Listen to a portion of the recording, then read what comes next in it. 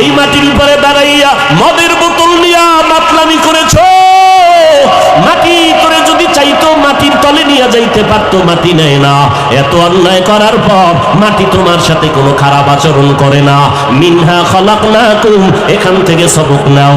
মাটি যেমন নরম, তুমি মাটির সৃষ্টি মানুষ, তুমিও নরম হইয়া চলো। মান তাওয়াজা লিল্লাহ রাফাআহুল্লাহ। মাটি যদি নরম না হইতো তাহলে এত ফলের গাছ এই জমিনে হইতো না।